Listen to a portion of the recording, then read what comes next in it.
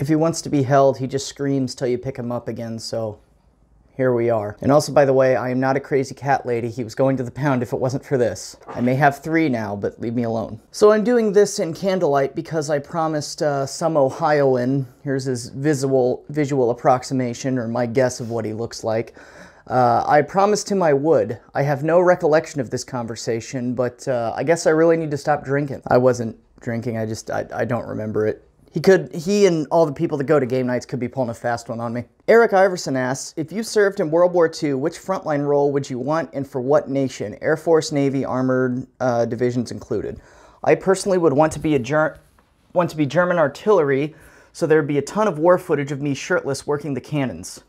Yeah, those guys around Leningrad look good. What are you doing? I definitely want to be in the U.S. Army because they got supplied the best out of everybody. And I would want to eat well. And I was going to say logistics, but you said frontline. So I have a fear of heights and I have a fear of the open ocean. And I don't want to walk. So I guess armored division, they have a low death rate, but if you die, it's pretty gross. So armored division and cross my fingers. JV Toggle, or Taggle, not sure, asks, you doing a vid on the Magnificent Kotobuki? I know you want to. I'm not 100% sure what that is, but it sounds like an anime, and if it is an anime, I'm putting a rest on those for now, just because the Girls and Panzer thing was fun, because I really enjoyed it. Doing other ones weren't as fun, but I still kind of found a way to do them. The thing is, all the historical ones that I keep getting suggested, if I look into them, the history stuff really isn't as much a part of it as people seem to think, or it seems like on the surface. Because sure, there are a few things to explain, but if I stick to what I tried to do with the Girls and Panzer early videos of just going through the historical stuff, it'd be like 2 minutes long, because there actually aren't as many as people think there are. And then you're just going through the plot, and then it's an anime review. And that's what the last Girls and Panzer videos have become, and that's why I've stopped doing them, because they're just not introducing new characters or new schools or anything like they used to. So there's just not a lot to talk about. And so that's what it tends to be with the anime videos. If it's not that, I'm gonna look really dumb. Okay, it is one, and I don't look dumb. It's the one about fighter pilots. Trainer asks, which country has the best flag? What African country is it where they have the AK-47 on their flag? That one, because it's the funniest. Hey, how do we want to show ourselves to the world? Well, we want to show ourselves that we're a nation that will be worked with. You know, we're going to want allies, we're going to want treaties, we're going to want to be traded with. So put a gun on there. Gecko551 asks, what is your favorite marching song from World War II, and what is your favorite one in general? From World War II, it's probably one of the normie ones, like Panzerlied and Erica, just because I've seen them used in so many funny situations that just hearing them kind of makes me laugh now, because I just remember all the shitposts that they're in. But my favorite one in general is probably the Askari marching song that I found during and used in the East Africa video. It's really good. Like, I'll just listen to that one sometimes for fun. I wasn't even sure if there was a marching song for the Askari, just the Germans tend to have a song for everything. So I just kind of typed it in and hoped it existed, and it did, and it was cool. If anybody's interested in German marching songs, Caliber, one of the patrons on here, on his YouTube channel, he has a, I believe it's just called Caliber. He has a playlist of as many German marching songs as he could find. It's been reduced by about half now because YouTube's cracking down on them and taking them away, but there's some good ones on there still. Major Asher Stewart asks, what's your favorite warship? Probably the Fletcher-class destroyer, just because of all that it accomplished, as dumb as that is. You know, it's kind of the ship that won the war, even though it's not a big one, and you know, it's not one of those that was particularly impressive or anything. It was just everywhere, and it did all kinds of things. You know, just around the Philippines, you have it performing ridiculous feats at the Battle of Samar, and then you have Fletcher classes just a little bit south in Surigao Strait. They're always everywhere, they're always doing something, they're always helpful, and they're just kind of iconic in the war for me, or for the war in the Pacific. Caliber asks, if you could have any gun, what would it be? Ignore ammo availability. I forget what it's called. Is it the Type 85, the Type 89? It's the Japanese machine gun that has the hopper feed system with the stripper clips. Because that is the most unique and interesting machine gun feed system I've ever seen. And I think it's ingenious. It wasn't the best to have dirt get into it or anything, but no machine gun really is. And I just think that's so cool. That's such a cool design. And just how, you know, the machine gunner, if he needs ammunition, can just take pre-prepared ammunition from the people that are around him and stuff. Like, I don't know, I just love that machine gun. I think it's so neat, and I've heard it's really nice to fire. But yeah, Japanese ammunition is just hard to get in general. So Long John asks, would you rather take a vacation to the Pacific or a Caribbean island? Do they have very many stuff left in the Caribbean islands that's like from the pirate days and stuff like that? I guess it would be cool to see like the old forts and stuff. If there's a lot of that left, Caribbean. But I've also always wanted to go see Tarawa. There's a few people that live there now, and you can vacation there. But from what I understand, a lot of the island is just how it was from right after the battle. There's just tanks rusting on the beaches. The remnants of some of the fortifications are still there and stuff. And I've always wanted to be there. So number one, I guess, destination would be to a Pacific island, Tarawa specifically, because I want to see that. A certain poll asks, have you ever been recognized in public, whether IRL or randomly online? I've been recognized a couple places online, but it's usually just kind of like, oh, there's potential history, and like no one cares. I am on the history posting Discord, and I went to one of Yip's movie nights when they watched the one about Nanking, and a few people recognized me on there, but I just denied that I was who I was. IRL, though, the most interesting one, I was recognized at that thing in Vincennes that I told people I was going to, but then I was actually out with some friends on the far north side of Indianapolis, and there was a guy at an antique store that we were at, just this old guy that recognized me, and he was really cool. I was looking at this German bayonet, and I was maybe going to buy it, and he told me I should buy it, and we talked for a little bit. He was fun, but not really anything major. Oh, he has a second question, changing my question. I can do two. After seeing the Soviet meme video, I noticed you didn't really talk about the T-28. How did it perform overall? I'd imagine it was more or less similar to the early Panzer IVs. The T-28 is kind of like a lot of the Soviet tanks of that era, in that it was a victim of the circumstances it was in. I'm not sure if there were any in Poland. So don't quote me too much on anything. I don't know. I haven't read a lot about the Soviet invasion of Poland. But the two places I have read about them is in Finland and during Barbarossa. And in Finland, they fell to the same trap that all other Soviet tanks did. They got caught in the Motis. They couldn't maneuver. They were just kind of sitting ducks a lot of times, and had a bad performance because of what scenario they were in. And then during Barbarossa, they were oftentimes, like a lot of other Soviet tanks, just thrown into combat without proper escort, infantry, or artillery or air cover. They were kind of chewed up. So I've never heard anything great about them. I've never heard anything that, you know, this great story of how these T-28s performed or anything like that. I also know the Soviets kind of backed away from them because they went really all into the whole multi-turret idea, and then they kind of backed out of it. They were some of the tanks the Soviets had in that role, so I know they saw action. And then when Barbarossa happened and they needed all hands, they saw action there. But I've just never seen anything or any mention of them or anything going into them that said anything extraordinary other than they were a medium tank that was there and did the best it could, but nothing outstanding. So similar to early Panzer IVs, yes, in what their role was, but they never totally got to fulfill their role or used in the designated kind of idea just because of the wars the Soviets found themselves in. Sans Poland, I can't speak to the Polish invasion. I do know that they were out of production by the time Barbarossa happened. I know they were still being supported and still actively in tank units during the Winter War. I'm not sure where they were production-wise or how much they're being kept up, how much they're being used because they wanted to use them or it's because what they had. But yeah, I've just never seen anything extraordinary about them. There is, weirdly enough, a ton of footage of them for some reason. If you want to see T-28s in action, there's footage of it. There's tons of footage of it just on YouTube, of them in the Winter War, of training exercises, of factories producing them. I even saw one of like a night exercise or something.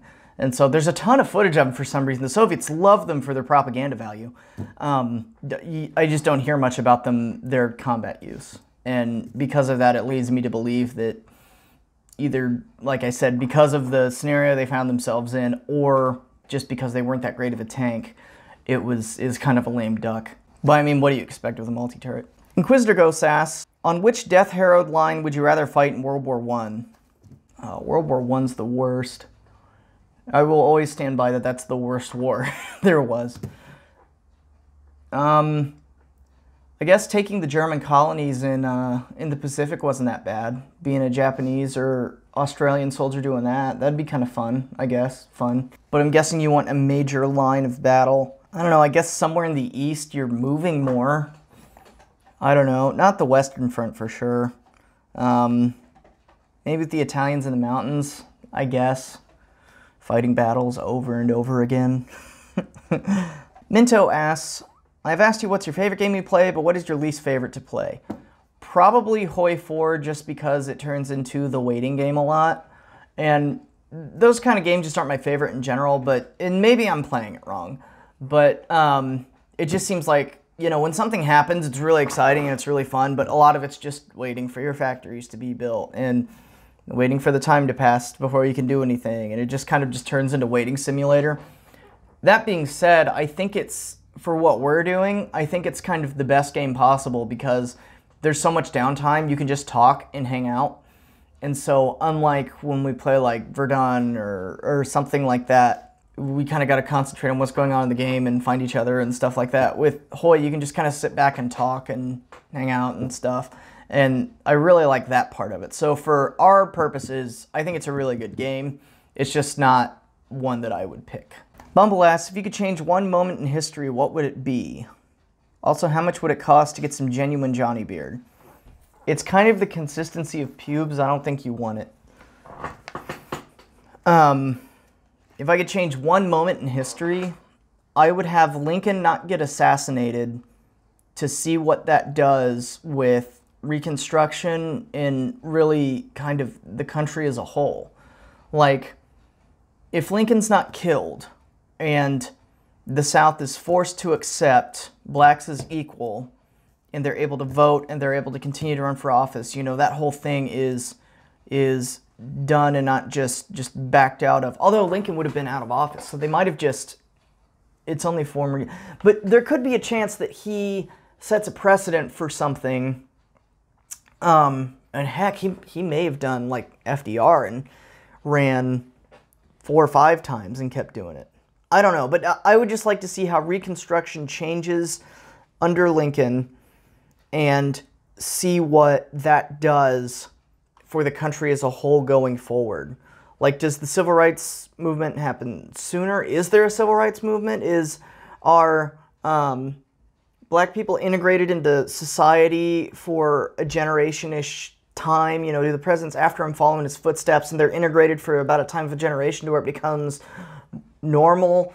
You know, I'm really curious what that would be instead of just Johnson taking the presidency and just punishing the South. So that would be the biggest thing I would change, because I'm really curious how that goes differently. And I haven't really looked into much alt history on what people think would have happened.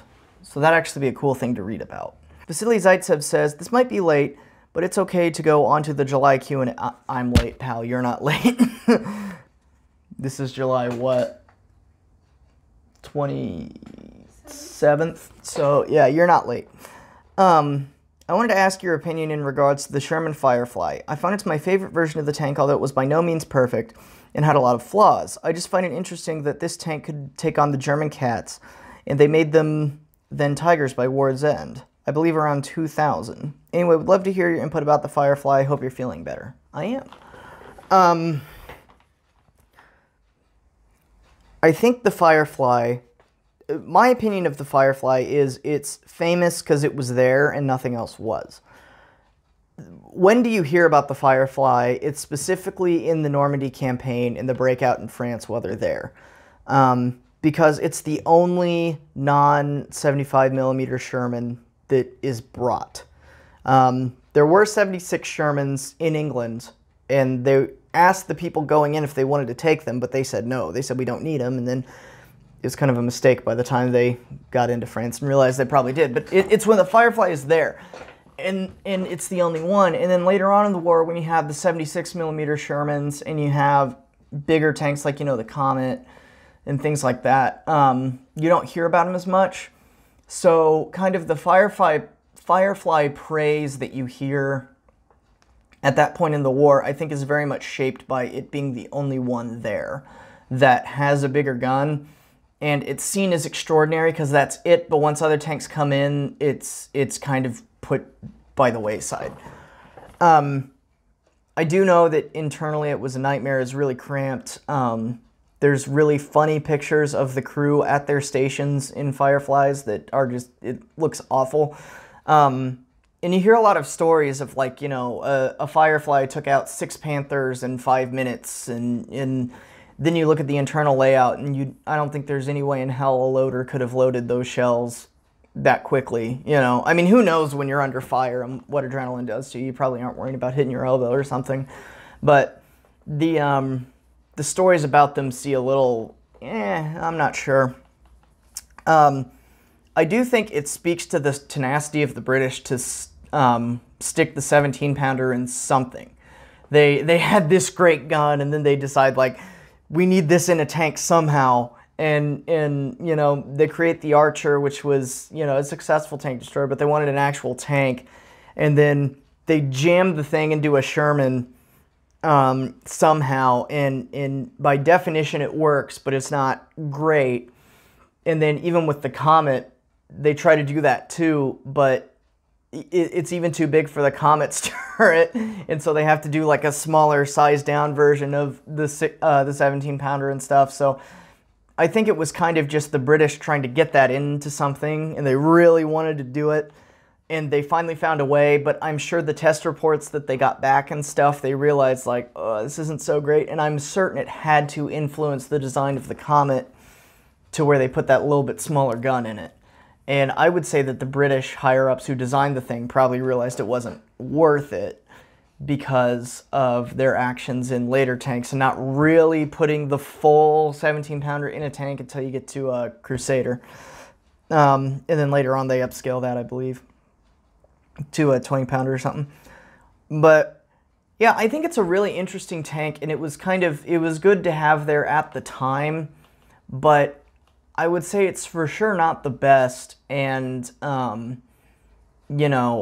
think its myth and its how good it is really inflated by the fact that it was the only one there, and that if you had Fireflies and 76s in Normandy at the same time, that it wouldn't have the fame level that it did.